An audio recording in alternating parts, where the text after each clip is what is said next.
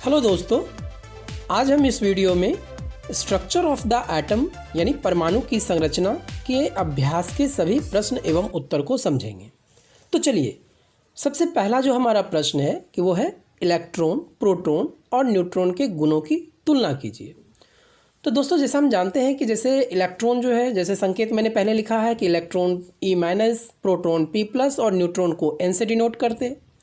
आवेश यानी चार्ज जो होता है, इलेक्ट्रॉन पे -1 यूनिट, प्रोटॉन +1 यूनिट और न्यूट्रॉन पे कोई चार्ज नहीं होता, इसलिए 0 लिखते हैं। जो मास यानी द्रव्यमान है इलेक्ट्रॉन का वो 9.1 × 10⁻³ kg, प्रोटॉन का 1.6 × 10⁻³ kg और न्यूट्रॉन का 1.6 × 10⁻³ kg है। एब्सोल्यूट चार्ज यानी निरपेक्ष आवेश जो इलेक्ट्रॉन का होता है वो -1.6 × 10⁻⁻19 कूलम, प्रोटॉन का 1.6 × 10⁻⁻19 कूलम और न्यूट्रॉन का 0। सेकेंड क्वेश्चन है कि जे थॉमसन के परमाणु मॉडल की क्या सीमाएं हैं यानी ड्रॉबैक्स क्या है। तो पहला है धन आवेश ऋण आवेश को किस प्रकार बांध के रखता है, ये एक ड्रॉबैक्स था। सेकेंड, परमाणु के स्थायित्व यानी स्टेबिलिटी को समझाने में यह मॉडल असमर्थ रहा। और जो थर्ड है वो परमाणु के नाभिक के बारे में कुछ नहीं बताया गया। थर्ड क्वेश्चन है कि रदरफोर्ड के परमाणु मॉडल की क्या सीमाएं हैं। दोस्तों, रदरफोर्ड ने कहा कि इलेक्ट्रॉन नाभिक के चारों ओर सर्कुलर पाथ में चक्कर लगाते हैं, जबकि इस प्रकार इलेक्ट्रॉन का स्थायी हो पाना संभव नहीं।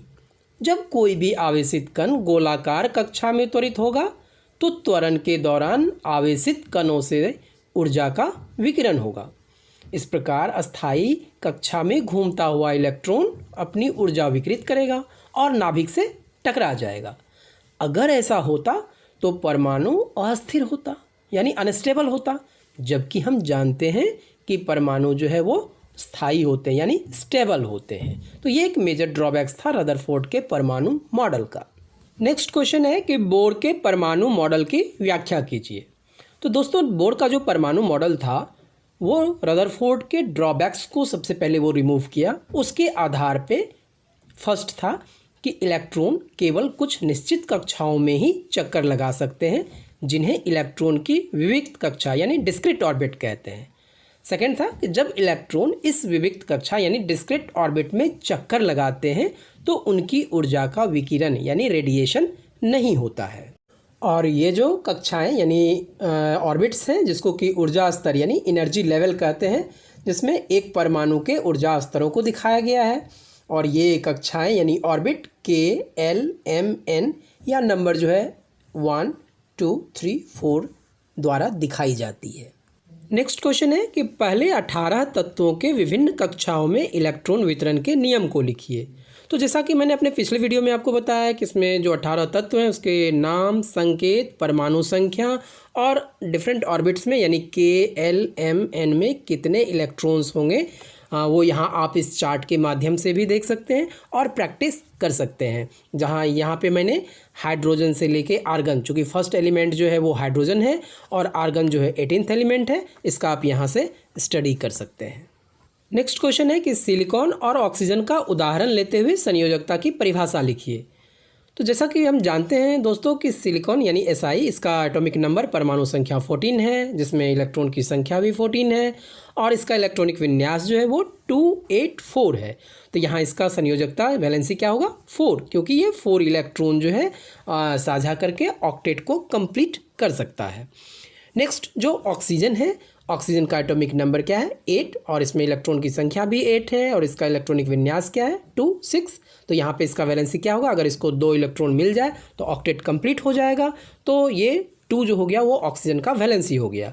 तो इस आधार पे हम संयोजकता को डिफाइन कर सकते हैं कि परमाणु के बाह्यतम कक्षा में इलेक्ट्रॉनों के अष्टक बनाने के लिए जितनी संख्या में इलेक्ट्रॉन की साझेदारी या स्थानांतरण होता है वही उस तत्व की संयोजकता होती है। क्लियर है। नेक्स्ट क्वेश्चन है कि उदाहरण के साथ व्याख्या कीजिए। परमाणु संख्या, द्रव्यमान संख्या, समस्थानिक और समभारिक। और इसमें क्या है, समस्थानिकों के कोई 2 उपयोग लिखें। तो दोस्तों, परमाणु संख्या क्या होता है, किसी परमाणु में उपस्थित प्रोटॉन की कुल संख्या को उस तत्व का परमाणु संख्या कहते हैं। जैसे कार्बन है तो कार्बन में प्रोटॉन की संख्या कितनी है 6, तो कार्बन की परमाणु संख्या 6। सेकेंड है द्रव्यमान संख्या क्या है।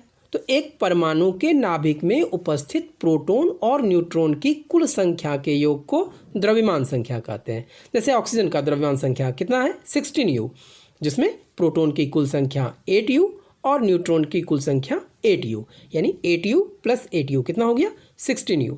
तो यहाँ पे द्रव्यमान संख्या ऑक्सीजन का कितना हो गया 16U। इसलिए हमने यहाँ पे नोट में लिख दिया है कि द्रव्यमान संख्या अगर आपको ज्ञात करना है तो प्रोटॉन की कुल संख्या प्लस न्यूट्रॉन की कुल संख्या, ये द्रव्यमान संख्या पता चल जाएगा।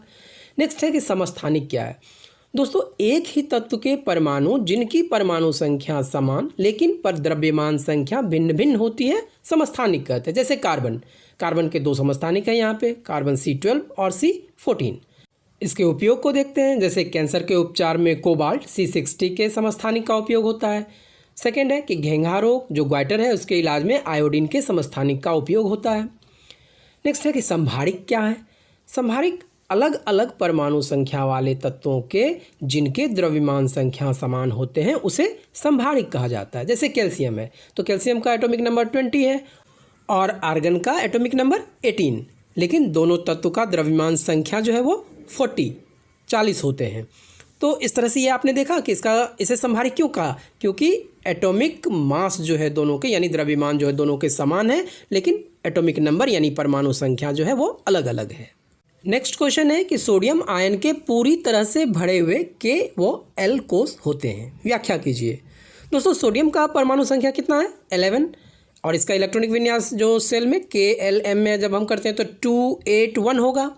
तो सोडियम के m ऑर्बिट्स में यानी m कक्षा में 1 इलेक्ट्रॉन है, इसे 7 और अगर इलेक्ट्रॉन मिल जाए तो इसका ऑक्टेट कंप्लीट हो जाएगा, लेकिन जो असंभव है, यानी कोई भी ऐसा एलिमेंट नहीं है जो इसको 7 इलेक्ट्रॉन देगा। इसलिए सोडियम 1 इलेक्ट्रॉन त्याग करके अस्थायी होना चाहेगा जो आसान है, जिसके कारण सोडियम पर एक आवेश आ जाता है जिससे सोडियम आयन बनता है। तो अर्थात सोडियम आयन का इलेक्ट्रॉनिक विन्यास क्या होगा 2,8।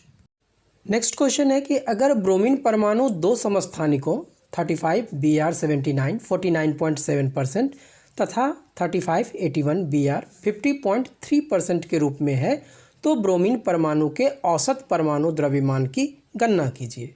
तो दोस्तों ब्रोमीन का जो द्रव्यमान है यहाँ क्या है 79U है पहले समस्थानिक में, तो प्रतिशत अनुपात क्या होगा 49.7%। दूसरे समस्थानिक में ब्रोमीन का द्रव्यमान 81U, तो प्रतिशत अनुपात यहाँ पे क्या है 50.3% है। तो जब हम ब्रोमीन का औसत अनुपात ज्ञात करेंगे तो ये 79 का 49.7% प्लस 81 का 50.3%, और जब आप इसको सॉल्व करेंगे तो ये क्या आ जाएगा 80.006U आ जाएगा।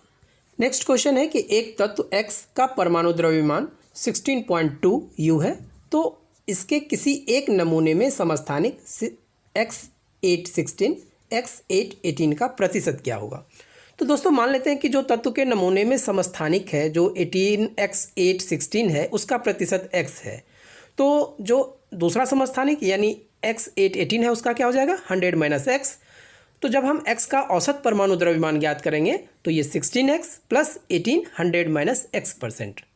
जब आप चूँकि औसत परमाणु द्रव्यमान जो है X का दिया हुआ है 16.2 और ये है 16%, तो 16X/100 प्लस 18 100 - X% है, तो यानी 100 - X/100। जब आप इसको सॉल्व करेंगे तो ये कैलकुलेट होके X क्या आ जाएगा 90। तो इसका अर्थ क्या हुआ कि जो तत्व X है इसके नमूने में समस्थानिक जो है यानी X816 जो है वो 10% है। नेक्स्ट क्वेश्चन है कि यदि तत्व का Z = 3 है तो तत्व की संयोजकता क्या होगी और उस तत्व का नाम लिखिए। तो Z 3 है, इसका मतलब क्या है एटॉमिक नंबर परमाणु संख्या 3 है और इलेक्ट्रॉनिक विन्यास क्या हो जाएगा इसका 2 1, तो वैलेंसी क्या होगा 1, इसलिए इस तत्व का नाम जो है यानी 3 एटॉमिक नंबर है, इसलिए यह लिथियम है। नेक्स्ट क्वेश्चन है कि 2 परमाणु स्पीसीज के केंद्रकों का संगठन नीचे दिया गया है जिसमें XY है, proton X6 Y6 neutron X6 Y8। X और Y का द्रव्यमान संख्या ज्ञात कीजिए और इन स्पीसीज में क्या रिलेशन है, क्या संबंध है। X का द्रव्यमान संख्या क्या हो जाएगा 6 + 6, जो कि द्रव्यमान संख्या जो है यहाँ पे 6 प्रोटॉन है और 6 न्यूट्रॉन है तो 12U, और Y का द्रव्यमान संख्या 6 + 8 यानी 14U। तो अब आप देख रहे हैं कि ये 12U और 14U लेकिन एटॉमिक नंबर सेम है, तो रिलेशन क्या है इसमें, संबंध क्या है, ये कार्बन के समस्थानिक हैं। नेक्स्ट क्वेश्चन है कि इस सारणी को पूरा कीजिए, जिसमें इस सारणी में परमाणु संख्या, द्रव्यमान संख्या, न्यूट्रॉन की संख्या, प्रोटॉन की संख्या, इलेक्ट्रॉन की संख्या और परमाणु स्पीसीज कुछ दिए हुए हैं और कुछ को भरने हैं। अब आप इस आधार पे जो है इस सारणी को आप भर सकते हैं। तो दोस्तों ये थे अभ्यास के यानी एक्सरसाइज के सभी प्रश्न एवं उत्तर। आशा है कि ये सभी प्रश्न अब आप स्वयं भी बनाने में सक्षम हो पाएंगे। धन्यवाद।